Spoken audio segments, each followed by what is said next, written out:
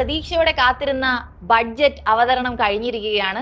കേരളത്തിന് പ്രത്യേകമായ ഒരു നേട്ടവും ഇല്ലെങ്കിലും മിഡിൽ ക്ലാസിനെ സപ്പോർട്ട് ചെയ്യുന്ന തരത്തിലുള്ള ടാക്സ് സ്ലാബുകളാണ് ഈ ഒരു ബഡ്ജറ്റിലൂടെ അനൗൺസ് ചെയ്തിരിക്കുന്നത്.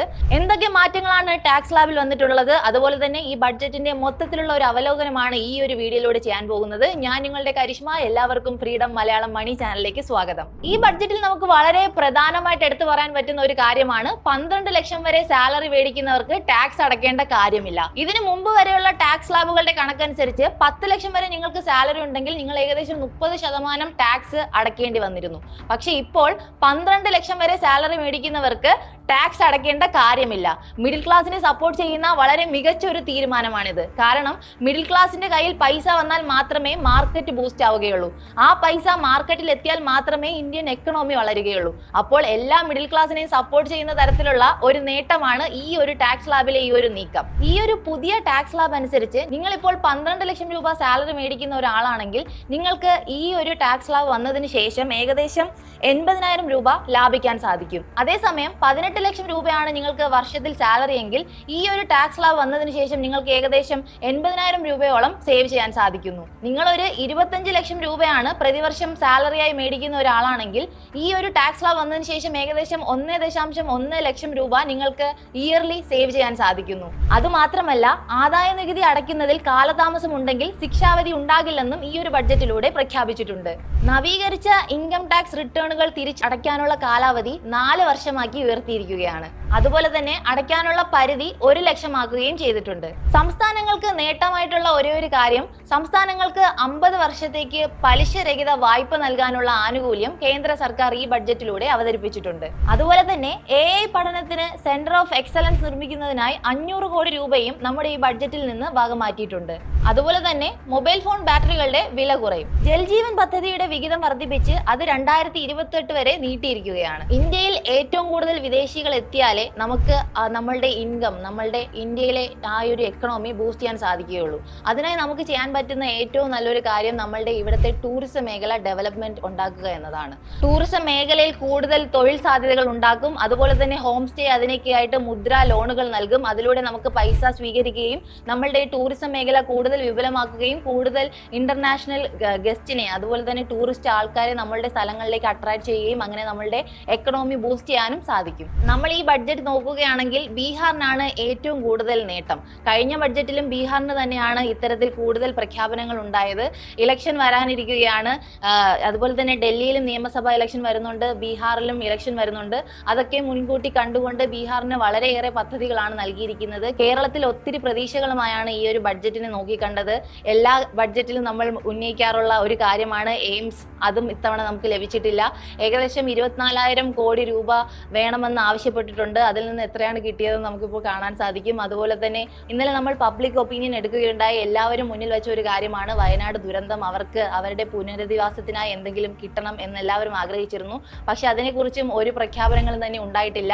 കേരളത്തിന് വളരെ നിരാശകരമായ ഒരു പ്രഖ്യാപനമാണ് ഈ ഒരു ബഡ്ജറ്റിലൂടെ ഉണ്ടായതെങ്കിലും മിഡിൽ ക്ലാസിനെ സപ്പോർട്ട് ചെയ്യുന്ന തരത്തിലുള്ളതാണ് ഈ ഒരു ബഡ്ജറ്റ്. കാരണം നമുക്ക് പറയാൻ സാധിക്കും ഇന്ത്യയിൽ ഏറ്റവും കൂടുതലുള്ളത് മിഡിൽ ക്ലാസ് ആണ്. അവരുടെ കയ്യിൽ നിന്നുള്ള പൈസ എക്കണോമിയിൽ എത്തിയാൽ, അതായത് മാർക്കറ്റിൽ എത്തിയാൽ മാത്രമേ ഇന്ത്യൻ എക്കണോമി ബൂസ്റ്റ് ആവുകയുള്ളൂ, ഇന്ത്യൻ എക്കണോമിയിൽ വളർച്ച ഉണ്ടാവുകയുള്ളൂ. കേരളത്തിലും ഏറ്റവും കൂടുതലുള്ളത് മിഡിൽ ക്ലാസ് ആണ്. അപ്പോൾ ഈ ഒരു മിഡിൽ ക്ലാസിന്റെ ടാക്സ് സ്ലാബ് 12 ലക്ഷം വരെ ഉയർത്തി 12 ലക്ഷം വരെ ഉള്ളവർക്ക് ടാക്സ് അടയ്ക്കേണ്ട എന്നൊരു നിയമം, ആ ഒരു ടാക്സ് സ്ലാബ് എല്ലാവർക്കും ഒരു മികച്ച ഒരു നേട്ടമാണ് ഇന്ത്യൻ എക്കണോമിയിലും. അതുപോലെ തന്നെ കേരളത്തിലെ ജനങ്ങൾക്കും ഒരു നേട്ടമായിരിക്കും എന്നാണ് നമുക്ക് പറയാൻ സാധിക്കുന്നത്. ഇനി നമുക്ക് മൊത്തത്തിൽ ബഡ്ജറ്റിൽ ഏതൊക്കെ മേഖലകളിലാണ് എത്ര രൂപയാണ് നിക്ഷേപിച്ചിട്ടുള്ളത്, അങ്ങനെ മൊത്തത്തിൽ ഒരു അവലോകനത്തിലൂടെ നമുക്ക് കടന്നു പോകാം. ഇപ്പോൾ നമ്മൾ കേരളത്തിന് എന്താണ് നേട്ടം, അതുപോലെ തന്നെ ടാക്സ് സ്ലാബിൽ വന്ന മാറ്റങ്ങൾ, അതാണ് നമ്മൾ ഇത്രയും നേരം ഡിസ്കസ് ചെയ്തത്. ഇനി മൊത്തത്തിൽ എവിടെയൊക്കെയാണ്, എന്തൊക്കെയാണ്, എത്ര രൂപയാണ് അലോക്കേറ്റ് ചെയ്തിട്ടുള്ളത് എന്നതൊക്കെ നമുക്കൊന്ന് അനലൈസ് ചെയ്യാം. പ്രധാനമായി 10 മേഖലകളായി തിരിച്ചാണ് ഈ ഒരു ബഡ്ജറ്റ് അവതരണം തന്നെ നടന്നിരിക്കുന്നത്. അത് ഏതൊക്കെ മേഖലകളാണെന്ന് നമുക്ക് നോക്കാം. കിസാൻ പദ്ധതിയുടെ വായ്പാ പരിധി ഉയർത്തുമെന്നാണ് ആദ്യത്തെ പ്രഖ്യാപനം. ഇപ്പോൾ നിലവിൽ കിസാൻ ക്രെഡിറ്റ് കാർഡ് ഉപയോഗിച്ച് നമുക്ക് 3 ലക്ഷമാണ് എടുക്കാൻ സാധിക്കുന്നത്. ഇനി പുതുതായി വരുന്ന ഈ ഒരു ബഡ്ജറ്റ് അവതരണത്തിന് ശേഷം നമുക്ക് കിസാൻ ക്രെഡിറ്റ് കാർഡ് ഉപയോഗിച്ച് 5 ലക്ഷം വരെ നേടാൻ സാധിക്കും. ചെറുകിട ഇടത്തര മേഖലകളുടെ ഡെവലപ്മെന്റിനായി ഏകദേശം 5.7 കോടി രൂപ മാറ്റിവെച്ചിരിക്കുകയാണ്. ടോയ്സിന്റെ ഗ്ലോബൽ ഹബ്ബായി ഇന്ത്യയെ മാറ്റുമെന്നും ധനമന്ത്രി പറഞ്ഞിട്ടുണ്ട്. തദ്ദേശീയമായി ടോയ്സ് ഉണ്ടാക്കാനുള്ള ആ ഒരു മേഖലയെ കൂടുതൽ വിപുലമാക്കുമെന്നും ഈ ഒരു ബഡ്ജറ്റ് പ്രഖ്യാപനത്തിലൂടെ ബഡ്ജറ്റിലൂടെ കേന്ദ്രമന്ത്രി പറഞ്ഞിട്ടുണ്ട്. അതുപോലെ തന്നെ കേന്ദ്ര ബഡ്ജറ്റിൽ അമ്മമാരെയും കുഞ്ഞുങ്ങളെ മറന്നിട്ടില്ല. അങ്കണവാടികളിലൂടെ കൂടുതൽ പോഷകാഹാരങ്ങൾ നൽകി അവരെ സപ്പോർട്ട് ചെയ്യുമെന്നും ഈ ഒരു ബഡ്ജറ്റിലൂടെ കേന്ദ്രമന്ത്രി നിർമ്മല സീതാരാമൻ പറഞ്ഞിട്ടുണ്ട്. മെഡിക്കൽ കോളേജിൽ ഗവൺമെന്റ് സീറ്റുകളുടെ എണ്ണം വർദ്ധിപ്പിക്കാനും ഈ ഒരു ബഡ്ജറ്റിലൂടെ പ്രഖ്യാപിച്ചിട്ടുണ്ട്. നിലവിലെ സാഹചര്യത്തിൽ നിന്നും ഏകദേശം 15,000-ഓളം സീറ്റുകൾ വീണ്ടും കൂട്ടാനാണ് സാധ്യത. ഈ ഒരു ബഡ്ജറ്റ് മൊത്തമായി നമ്മൾ എടുത്തു നോക്കുകയാണെങ്കിൽ സ്ത്രീകൾ, അതുപോലെ തന്നെ മിഡിൽ ക്ലാസ് ആളുകൾ, യുവാക്കൾ ഇവരെയൊക്കെ സപ്പോർട്ട് ചെയ്യുന്ന തരത്തിലാണ് ഈ ഒരു സ്കീംസ് ഒക്കെ പ്രൊവൈഡ് ചെയ്തിട്ടുള്ളത്. ഇപ്പോൾ നമുക്ക് അതിൽ പ്രധാനമായിട്ട് സ്ത്രീകൾക്ക് കിട്ടാൻ പോകുന്ന ഒരു നേട്ടമാണ് വനിതകൾക്ക്, സ്ത്രീകൾക്ക് എന്തെങ്കിലും പുതുതായി സംരംഭം ആരംഭിക്കണമെന്ന് ആഗ്രഹമുണ്ടെങ്കിൽ അവർക്ക് പുതിയ തരത്തിലുള്ള ലോണുകൾ ഏർപ്പാടാക്കിയിട്ടുണ്ട്. സ്ത്രീകൾ പുതുതായി എന്തെങ്കിലും സംരംഭം ആരംഭിക്കാൻ ആഗ്രഹിക്കുന്നുണ്ടെങ്കിൽ അവർക്കായി ഏകദേശം 2 കോടിയോളം രൂപ വായ്പാ സഹായവും ഈ ഒരു ബഡ്ജറ്റിലൂടെ പ്രഖ്യാപിച്ചിട്ടുണ്ട്. ഇൻഷുറൻസ് മേഖലയിലെ വിദേശ നിക്ഷേപം 74% നിന്ന് 100% മാറ്റിയിരിക്കുകയാണ്. 36 ജീവൻ രക്ഷാ മരുന്നുകളെ കസ്റ്റംസ് ഡ്യൂട്ടിയിൽ നിന്ന് ഒഴിവാക്കിയിട്ടുണ്ട്. ഇപ്പോൾ നമ്മൾ മൊത്തത്തിൽ ഒരു കാര്യം പറഞ്ഞു, പക്ഷേ ബീഹാറിനാണ് ഇത്തവണയും ഈ ഒരു ബഡ്ജറ്റിലൂടെ ഏറ്റവും കൂടുതൽ നേട്ടം ഉണ്ടായിട്ടുള്ളത്. ബീഹാറിന്റെ നേട്ടങ്ങൾ എന്താണെന്ന് നമുക്ക് നോക്കാം. ബീഹാറിന് മാത്രം ആ ഒരു സ്റ്റേറ്റിന് മാത്രം സ്പെഷ്യലായിട്ട് നൽകിയിട്ടുള്ള ആ ഒരു ബഡ്ജറ്റിൽ നൽകിയിട്ടുള്ള ആനുകൂല്യങ്ങൾ എന്താണെന്ന് നമുക്ക് നോക്കാം. ബീഹാറിന് മഖാന ബോർഡ് പ്രഖ്യാപിച്ച് ധനമന്ത്രി. ഉൽപാദനം, മാർക്കറ്റിംഗ് എന്നിവ ത്വരിതപ്പെടുത്തി മഖാന കർഷകരെ സപ്പോർട്ട് ചെയ്യുക എന്നതാണ് ഈ ഒരു പദ്ധതിയിലൂടെ ലക്ഷ്യമിടുന്നത്.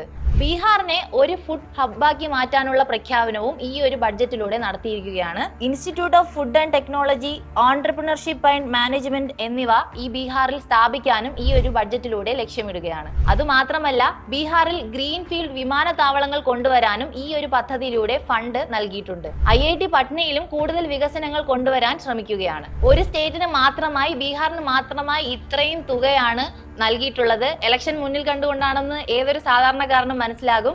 ഈ ഒരു കമ്പാരിസൺ നമ്മളുടെ സ്റ്റേറ്റുമായിട്ട് നടത്തുമ്പോൾ നമുക്ക് എന്താണ് കിട്ടിയിട്ടുള്ളത് എന്നതൊരു ചോദ്യചിഹ്നമാണ്. നമുക്ക് മിഡിൽ ക്ലാസ്സിന് നൽകിയ ആ ഒരു ടാക്സ് സ്ലാബ് അല്ലാതെ എന്ത് നേട്ടമാണ് നമ്മുടെ സ്റ്റേറ്റിന് ഈ ഒരു ബഡ്ജറ്റിലൂടെ ലഭിച്ചത് എന്നത് നമ്മൾ എല്ലാവരും ചിന്തിക്കേണ്ടിയിരിക്കുന്നു. നമ്മളിപ്പോൾ ഈ വീഡിയോയിലൂടെ ബഡ്ജറ്റിന്റെ മുഴുവനായിട്ടുള്ള ഒരു അവലോകനമാണ് നടത്തിയത്.